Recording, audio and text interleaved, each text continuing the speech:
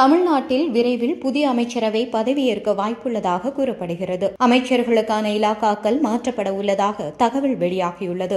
முதல்வர் ஸ்டாலின் வெளிநாடு செல்ல உள்ள நிலையில் அமைச்சரவையில் மாற்றங்கள் வரலாம் என்கிறார்கள். தமிழக முதல்வர் ஸ்டாலின் இந்த மாதம் 22ஆம் தேதி அமெரிக்காவிற்கு செல்லவிருப்பதாக தகவல் சொல்லப்பட்டு வருகிறது. தமிழகத்திற்கான வெளிநாட்டு தொழில் முதலீட்டை ஈர்ப்பதற்காக இந்த பயணத்தை அவர் மேற்கொள்வதாக சொல்லப்பட்டது. அந்த பயண திட்டம் சற்று மாற்றப்பட்டிருப்பதாக தற்போது தகவல் வருகிறது. அதாவது ஆகஸ்ட் 15ஆம் தேதி சுதந்திர தின கொண்டாட்டத்தில் கலந்து கொண்டு தேசிய கொடியை ஏற்றி வைத்துவிட்டு அதன் பிறகு வெளிநாடு செல்லலாம் என ஆலோசிக்கப்படுகிறது.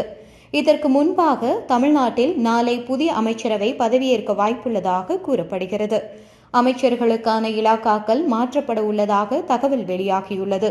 முதல்வர் ஸ்டாலின் வெளிநாடு செல்ல உள்ள நிலையில் அமைச்சரவையில் மாற்றங்கள் வரலாம் என்கிறார்கள். உதயநிதியை துணை முதல்வராக்க ஸ்டாலின் முடிவு செய்துவிட்டார். விரைவில் இதற்கான அறிவிப்பும் வரலாம் என்று தகவல் வெளியாகியுள்ளது. உதயநிதி ஸ்டாலின் இதை வதந்தி என்று மறுத்தாலும் அமைச்சரவை மாற்றத்தில் கண்டிப்பாக அவருக்கு துணை முதல்வர் பதவி வழங்கப்படும் என்றே கூறுகின்றனர். அமைச்சரவை மாற்றம், உதயநிதி ஸ்டாலின் துணை முதல்வர் பதவி உட்பட அறிவிப்புகள் விரைவில் வெளியாகும் வாய்ப்புள்ளதாக தகவல்கள் வருகின்றன. ஸ்டாலின் வெளிநாடு செல்வதை முன்னிட்டு ஆட்சி நிர்வாக பொறுப்புகள் அவருக்கு முழுமையாக வழங்கப்படலாம் என்கிறார்கள். அதே சமயம் உதயநிதி மட்டுமின்றி ஆளும் திமுகவில் முதல்வர் ஸ்டாலினுக்கு துணையாக உதயநிதியோடு சேர்ந்து மொத்தம் 2 பேருக்கு துணை முதல்வர் பதவி தரப்படலாம் என்ற தகவல் ஒன்று பரவ தொடங்கியுள்ளது. அமைச்சர் துரைமுருகன் போன்ற சீனியர் ஒருவருக்கும் கூடுதலாக துணை முதல்வர் பதவி தரப்படலாம். கட்சியில் இதன் மூலம் சீனியர்களை குஷிப்படுத்தலாம், பொது விமர்சனங்களையும் தவிர்க்கலாம் என்று ஸ்டாலின் நினைக்கிறாராம்.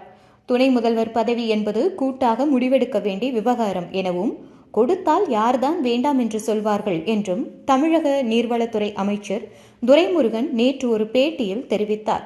உதயநிதி ஸ்டாலினுக்கு துணை முதல்வர் பதவி வழங்க அமைச்சர்கள் வலியுறுத்தி வரும் நிலையில் துரைமுருகன் இவ்வாறு கூறியுள்ளார்.